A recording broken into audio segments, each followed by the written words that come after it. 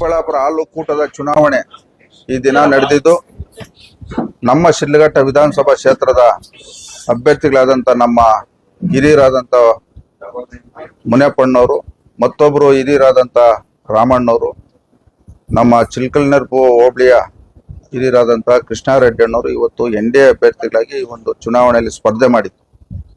ಕ್ಷೇತ್ರದ ಎಲ್ಲ ಜೆಡಿಎಸ್ ಪಕ್ಷದ ಮುಖಂಡರು ಮತ್ತು ಭಾರತೀಯ ಜನತಾ ಪಕ್ಷದ ಮುಖಂಡರು ಒಂದು ಆಶೀರ್ವಾದದಿಂದ ಇವತ್ತು ಎನ್ಡಿಎ ಅಭ್ಯರ್ಥಿಗಳು ನಮ್ಮ ಶಿಡ್ಲಘಟ್ಟ ವಿಧಾನಸಭಾ ಕ್ಷೇತ್ರದ ಸಂಬಂಧಪಟ್ಟಂಗೆ 3 ಜನನ್ನ ಇವತ್ತು ಆಯ್ಕೆ ಮಾಡಿ ಕ್ಷೇತ್ರದ ಸ್ವಾಭಿಮಾನ ಮತದಾರರು ಪಕ್ಷದ ನಿಷ್ಠಾವಂತ ಮುಖಂಡರು ಒಂದು ಆಶೀರ್ವಾದದಿಂದ ಇವತ್ತು 3 ಜನ ಆಯ್ಕೆ ಆಗಿದ್ದಾರೆ.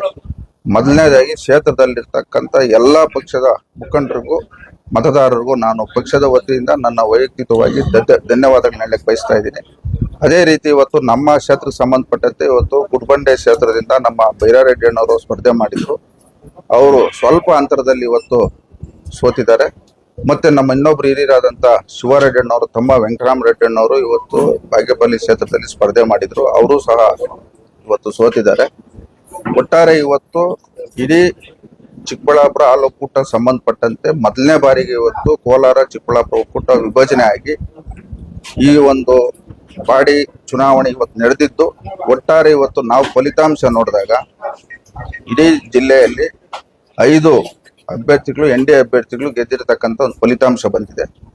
ಈ ಒಂದು ಸಂದರ್ಭದಲ್ಲಿ ಇವತ್ತು ನಮ್ಮ ರಾಜ್ಯದ ರಾಜಕಾರಣ ನೋಡಿದಂಥ ಸಂದರ್ಭದಲ್ಲಿ ಇವತ್ತು ಅಧಿಕಾರಿಗಳು ಮತ್ತು ರಾಜಕಾರಣಿಗಳು ಇವತ್ತು ಸುಮಾರು ಕ್ಷೇತ್ರ ವಿಂಗಡಣೆ ಮಾಡುವಂಥದ್ರಲ್ಲಿ ಇವತ್ತು ಬಹಳಷ್ಟು ತಾರತಮ್ಯ ಮಾಡಿದ್ದಾರೆ. ಆದರೂ ಸಹ ನಮ್ಮ ಮುಖಂಡರು ಈ ಒಂದು ಚುನಾವಣೆಯನ್ನ ಪ್ರತಿಷ್ಠೆಯಾಗಿ ತಕೊಂಡು ಪ್ರಾಮಾಣಿಕತೆಯಿಂದ ಮಾಡಿ ನಮ್ಮ ಕ್ಷೇತ್ರದಲ್ಲಿ ಹಿರಿಯರು ನಮ್ಮ ಪಕ್ಷದ ಸಾರಥಿಗಳಾದಂಥ ಮುನಿಯಪ್ಪಣ್ಣವರು ಮತ್ತೊಬ್ಬರು ಹಿರಿಯರಾದಂಥ ನಮ್ಮ ರಾಮಣ್ಣವರು ಇನ್ನೊಬ್ರು ನಮ್ಮ ಕೃಷ್ಣಾರೆಡ್ಡಿ ಅಣ್ಣವರು ಈ 3 ಜನ ಆಯ್ಸಿ ಇವತ್ತು ಗೆಲ್ಲಿಸಿದ್ದಾರೆ.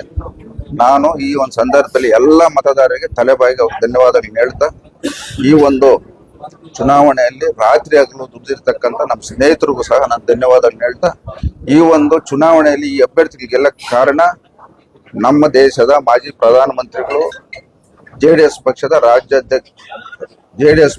ರಾಷ್ಟ್ರೀಯ ಅಧ್ಯಕ್ಷ ಆದಂತ ದೇವೇಗೌಡರು ಒಂದು ಆಶೀರ್ವಾದದಿಂದ ಇವತ್ತು ನಮ್ಮ 3 ಅಭ್ಯರ್ಥಿಗಳು ಗೆದ್ದಿದ್ದಾರೆ.